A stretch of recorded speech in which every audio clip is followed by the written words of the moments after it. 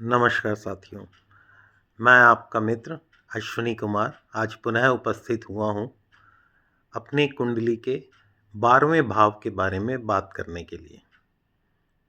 जैसा कि हम सभी लोग जानते हैं कि 12वां भाव सुनते ही या हम कहें छठा, 8वां, 12वां भाव सुनते ही हम सबके मन में एक डर की या परेशानी की या किसी हानि के होने की लहर जो है वो मन में दौड़ जाती है। परंतु मित्र, मैं ये कहूँगा कि कोई भी भाव अच्छा बुरा नहीं है।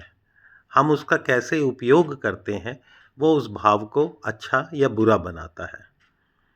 हम सभी लोग अपने जीवन में अपने पुराने कर्मों का फल प्राप्त करने के लिए आए हैं।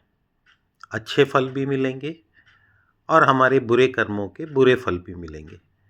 तो कोई तो होगा जो जिम्मेदारी लेगा हमारे बुरे कर्मों का फल देने के लिए। तो वो हैं हमारे त्रिष्टाय भाव 3, 6, 11। ये हमारे त्रिष्टाय भाव कहलाते हैं और त्रिक भाव हैं जो कि 6, 8, 12 है।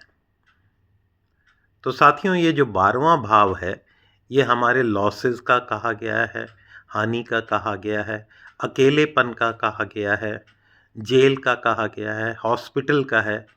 ये 12वां भाव जो है वो विदेश से भी जोड़ा गया है कि किसी समय पुरातन काल में या पुराने समय में विदेश जाना जो होता था वो अच्छा नहीं माना जाता था और विदेश में जाकर इंसान जो सबसे ज़्यादा भोगता है वो है उसका अकेलापन। तो 12वां भाव हमारे विदेश का भी हुआ, 12वां भाव विदेशी संस्कृति का हुआ। तो इससे जुड़े हुए आजकल जितनी मल्टीनेशनल कंपनीज़ हैं वो भी 12वें भाव में ही आती हैं। हमारे एक्सपोर्ट इंपोर्ट का काम भी जो है वो हम 12वें भाव से देखते हैं। 12वां भाव जो है वो हमारे दान का भी है, 12वां भाव हमारे त्याग का, समर्पण का भी है।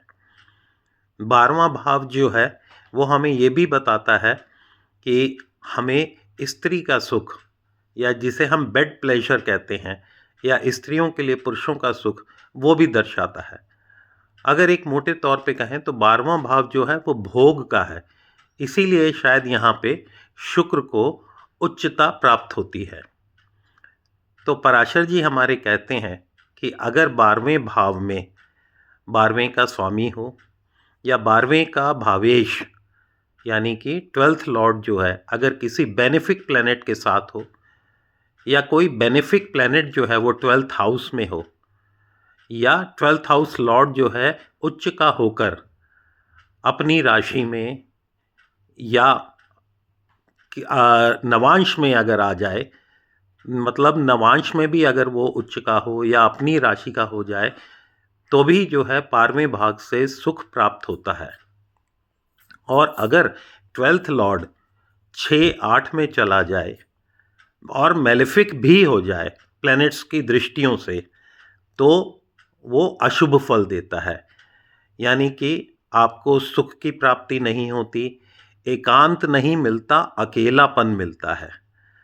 तो साथियों, सिर्फ इसलिए कि छठे और 8वें में चले जाना 12वें के लॉर्ड का वो आपके लिए खराब हो जाएगा ऐसा नहीं है, क्योंकि इसे विपरीत राजयोग भी कहा गया है।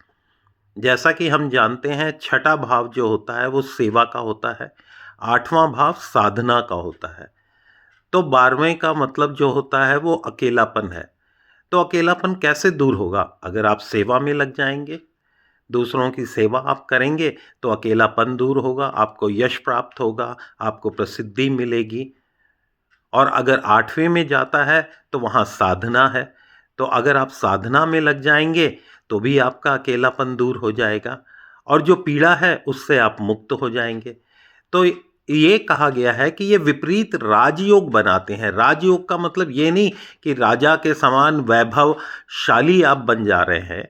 हमारे जो पराशर जी समझाना चाह रहे हैं राजयोग वो है कि जब आप धर्म का अनुसरण करने लगें, धर्म के मार्ग पे चलने लगें और अपने मानव जीवन को उन्नति की ओर अग्रसर करें तो वो राजयोग कहलाता है। अन्यथा दूसरा योग तो धन योग है, जब आपको धन की प्राप्ति होती है।